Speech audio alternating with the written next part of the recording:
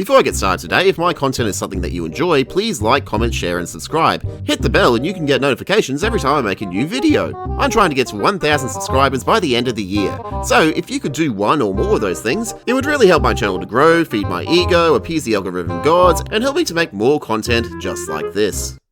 Hello and welcome to the Charlie Arc Part 1. Consider this your companion piece to listening to the audios. A very waffly one with jokes and sarcasm, and a little bit of history thrown in because I just don't know when to stop. The 8th Doctor's area holds a very special place for me. It's what really got me into Big Finish and put the 8th Doctor firmly among my top 5.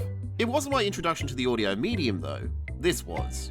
War of the Worlds the musical. It's War of the Worlds, but it is a rock opera. And it's very awesome and you should check it out. It's the perfect thing to listen to on a stormy night. Anyway, the 8th Doctor's audio run begins with the Charlie Arc and the monthly plays. Back in those early days in 2001, Big Finish was still establishing themselves as a legitimate company. They set themselves 2 lofty goals. The redemption of the 6th Doctor after his less than spectacular TV run. Villain! Murderer! Doctor! Oh, you're at it again, look. Look. Will you stop Showing off strangling his people? athleticism. And giving the 8th Doctor his own era, which was denied to him after the failure of the TV movie. The decision was made to set the 8th Doctor's first run of stories an arbitrary amount of time after the TV movie, partly because the 8th Doctor novels were already popular among fans, and they didn't want to pull a Disney and make anything non-canon, but mostly it was because they didn't exactly have the rights to anything in the TV movie aside from the Doctor himself, and possibly the Master. So don't expect Grace to show up at any point. The first episode of the first run of stories is Storm Warning. The Doctor seems to have been travelling alone for some time. So long in fact that he's constantly expositing everything happening around him in excruciating detail. Doctor, you know, you really must stop talking to yourself at times like this. Terrible habit. This is a normal trope in audio plays. To make up for the lack of visuals, descriptions of the environment and what's going on around the characters is naturally woven into dialogue. But here it's just clunky and obnoxious. It's like a giant ribcage stuffed with obscene, pulsating organs as far as the eye can see. They could have been attempting to ease new listeners into the audio medium by over-explaining things, but honestly, I think they're just taking the piss. It's caught in a glitch in space-time, hiccuping through its last moments forever. What a terrible way to never die.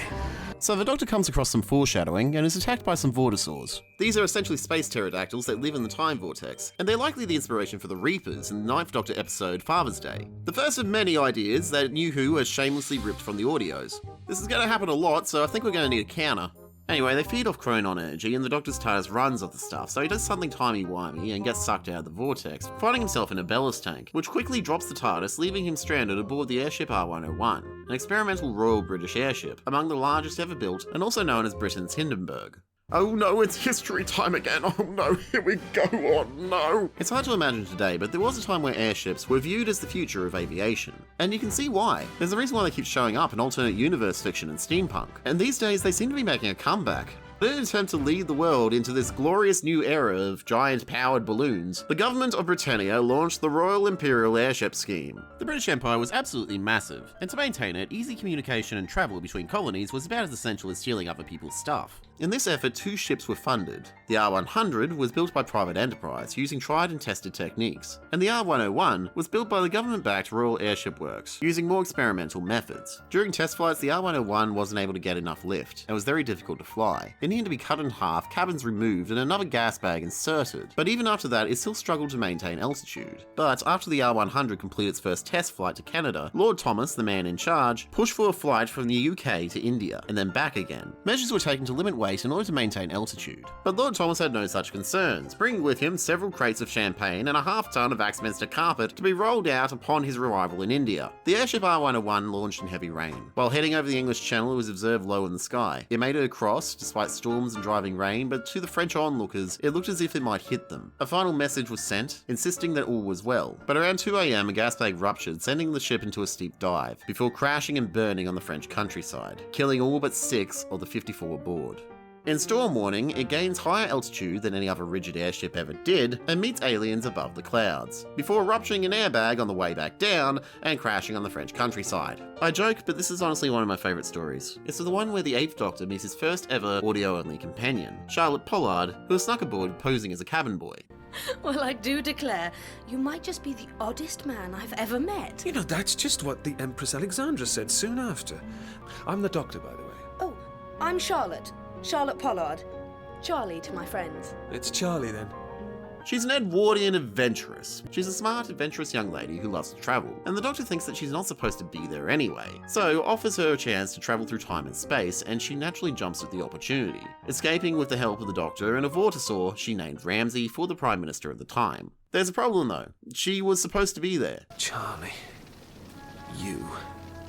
Oh, Doctor, haven't you learned anything? She should have died.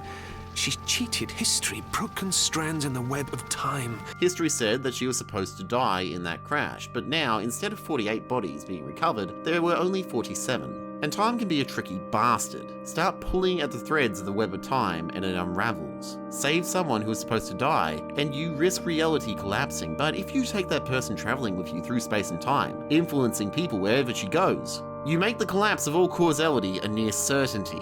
And the fallout of Charlie's continued existence follows them throughout the arc. This perfectly explains why the Doctor can't just save anyone, because if you save someone who is supposed to die, the entire universe could be destroyed. This first outing of the 8th Doctor is absolutely brilliant, and if you're a fan of the 8th Doctor, I highly recommend that you check it out. Breathe in deep. Lieutenant Commander, you too, Charlie?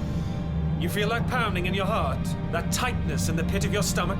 The blood rushing to your head? You know what that is? That's adventure, the thrill and the fear and the joy of stepping into the unknown. That's why we're all here, and that's why we're alive! The second story in the arc is The Sword of the Orion. Basically, Doctor Who does aliens. It's set in the future in a sector of space that saw one of the last great battles in one of the Cyber Wars, littering massive stretches of space with the remains of destroyed and abandoned battle cruisers.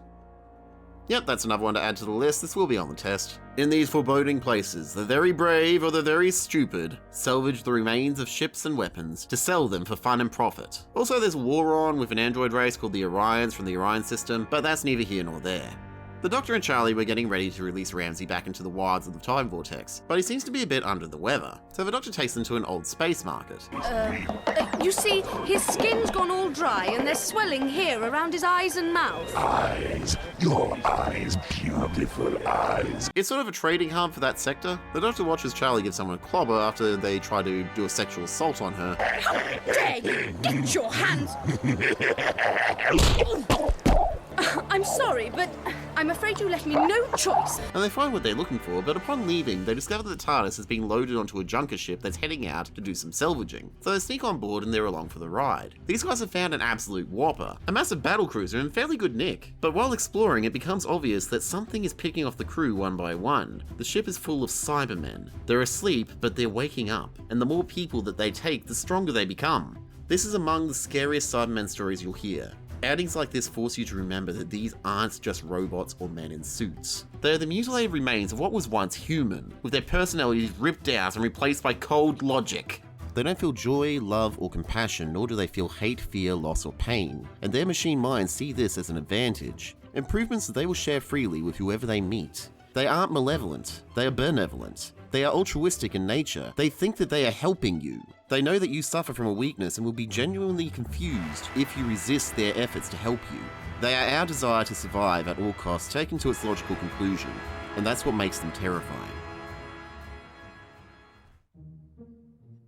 The next one is called Stones of Venice. This one is a little bit weird. It's a strange mesh of fairy tale and sci-fi elements. The Doctor decides to take Charlie to see Venice, but for some reason he chooses to take her into the far future where it's sinking below the waves. It'll be something to see, Charlie. Venice is one of the great old cities of Earth. Imagine seeing it sink, watching the marble facades cracking and dropping. I'm not sure I'd want to be around, really. Oh, I would.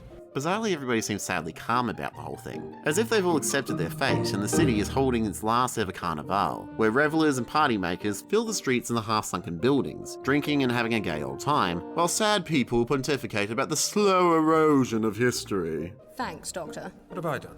You were supposed to bring me somewhere gorgeous on holiday. You've brought me somewhere horrible where everyone wants to die. I was only telling you what you wanted to know. There's also a cult, a missing corpse, and an uprising of the gondoliers who punt the boats through the streets like taxicabs, who are very glad that the city is sinking because after many generations of doing the same job, they've evolved into amphibious fish people. Oh, it's quite amazing. Our gondolier has even got webbed fingers and toes. I wondered if you'd noticed that. Because Doctor Who understands evolution as well as your average flat earther understands non-Euclidean geometry. This one's worth a listen, but it's also weird and experimental. You could skip it if you like, but Charlie is great in it, and she nearly hooks up with a fish boy. And he's got a remarkable physique. Oh, snooze, I think, while you chat him up. What more do you want? Next we have Minuet in Hell. This one started life as fanfiction, and it shows. It's set sometime in the not-too-distant future from the perspective of 2001, somewhere in the Bible Belt of the United States of America, in the newly formed 51st state of Malebolgia. My friends, brothers, and sisters in Jesus, fellow citizens of Malebolgia. For reasons that become obvious, the name was taken from the first book of the Divine Comedy, The Inferno, written by Dante Alighieri in 1308. It's the book that inspired most interpretations of hell that people hold today. But it's also Dante Alighieri's self-insert historical fan wank, where Dante Alighieri gets guided through the 9 rings of hell by his favourite Roman poet and senpai, Virgil, the guy who wrote the Aeneid. And they get to watch as all the people that Dante hates throughout history are punished for eternity in hell, and Malebolgia is the name of one of the nastiest circles of hell. So naturally, it's the perfect name for the new state of the United States of America. This entire thing is weird. The Doctor is locked away in an institution with no memory of who he is, because of course he is. I can't remember. Why can't I remember? The second Doctor plays the recorder, the third Doctor drives nice cars, the 12th Doctor plays the electric guitar, the 10th Doctor won't shut up, and the 8th Doctor gets amnesia. In fact, we need another counter. Meanwhile, Charlie has been kidnapped and forced to be a hostess / possible sex worker for the Hellfire Club. Consider yourselves to be hostesses within a prestigious gentleman's social club. You will do whatever is requested of you. You what? You are hostesses within the Hellfire Club, and your official title is Pretty Little Satin Bottoms. I don't believe this. You better. A real organisation that had some prominent historical members. Their thing is basically get together, get drunk, have sex, and hail Satan. And the soon-to-be governor of the state of Malebolgia is the leader of the Hellfire Club, but in his off time he's also a TV minister. The kind of TV minister who goes on television and convinces your grandma to part with her social security in exchange for God's autograph, eternal rice pudding, and a place in heaven. He also summons demons right before every orgy and runs a facility that claims to be able to cure even the most deranged patient with new experimental techniques which definitely aren't alien or demonic. Here, we have the core of the Dashwood Laboratory, the PSI 859 Psionic Matrix Facsimile Regenerator. In fact, they are so not alien or demonic that the Brigadier is there to investigate, played by the late, great Nicholas Courtney. Mr. Stewart, ain't it? From England.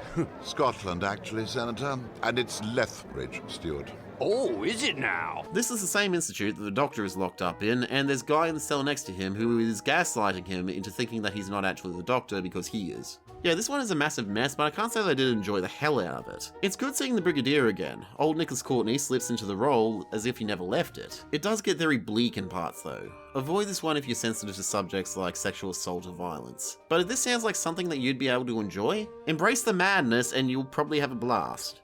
The final episode I'm talking about today is called Invaders from Mars. Big Finish has a long tradition of taking ideas that are so obvious for a Doctor Who episode that you wonder why it hasn't already been done, and actually doing them. In 1938, radio listeners around the United States tuned in and were shocked to hear a news broadcast about an alien invasion of strange creatures operating metal machines heading towards New York City. This sent people into a state of panic, believing that aliens were truly invading. But in reality, it was just Orson Welles' very meta adaptation of H.G. Wells' classic War of the Worlds. Aliens weren't actually invading, but what if they were? What if, while he was doing his broadcast, aliens were actually invading? This story takes this idea and runs with it. Hijinks ensue. It involves gangsters selling alien weapons on the black market. The Doctor gets to meet Orson Welles and fanboys harder than any fan has ever boyed. And it features some of the worst fake American accents that you will ever hear.